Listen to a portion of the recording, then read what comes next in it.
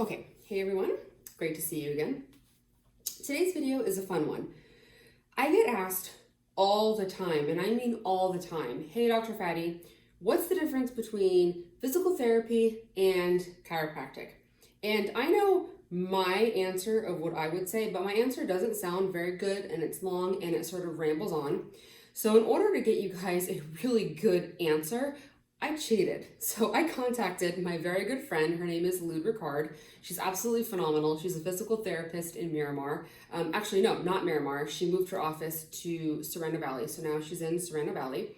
She owns Sunnyside Physical Therapy and Wellness. She's absolutely phenomenal.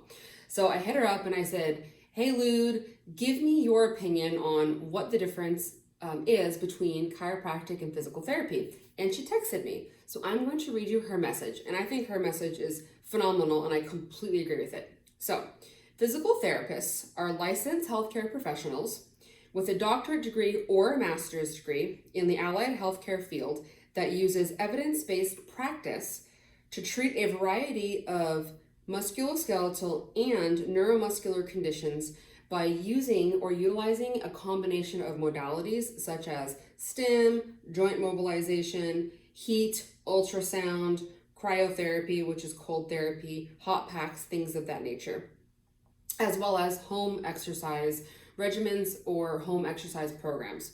So what does that mean? So what it means is physical therapists take care of neuromuscular and neurological conditions where there's something going on with that part of your body. So for example, let's say you are playing softball and you throw the ball too hard and you tear your rotator cuff.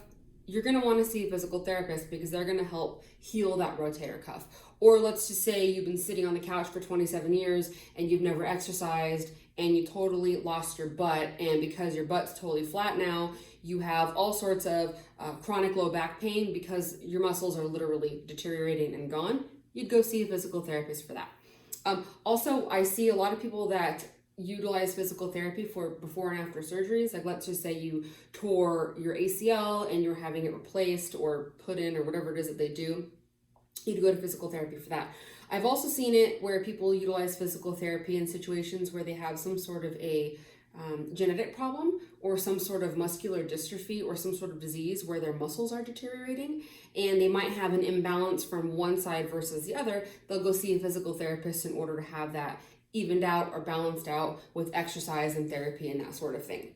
What chiropractors do is we detect and correct subluxation, right? So subluxation is what occurs when there's some sort of stress on your body from the environment, whether you slept funny, you had a huge fight with your partner, you were in a car accident, something of that nature, or just that thing called life.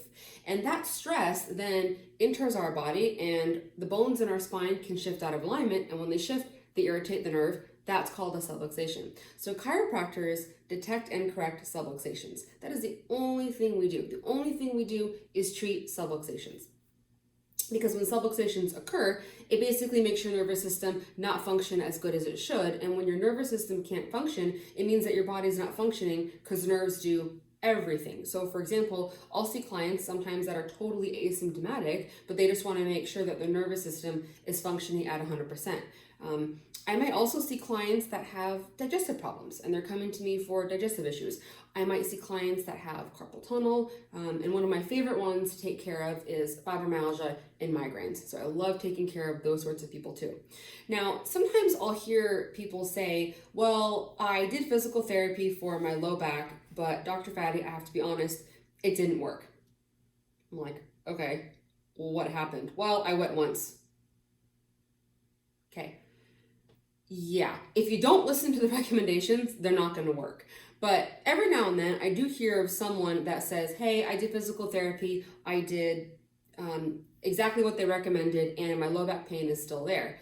And at that point, what that then proves to me is that their low back pain was from something that isn't something that physical therapy corrects. So in other words, they might have low back pain or you might have shoulder pain and you might see a physical therapist because you think it's a good idea, and it may be, but you might go and you might not get the result you're looking for. And that probably means that the reason why your low back or your shoulder hurt was because it was something else that isn't what physical therapy takes care of. Does that make sense? So I guess the best way to know if you should see a chiropractor or a physical therapist is call up and ask.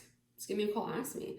I've had plenty of clients call the office that say, hey, Dr. Fattie, I have this going on and that going on. What do you think I should do? I'm like, you need to go see Lude for physical therapy, or you need to go see my friends up in Solana Beach, holistic physical therapy and yoga. They are phenomenal there as well. And I'll refer them out.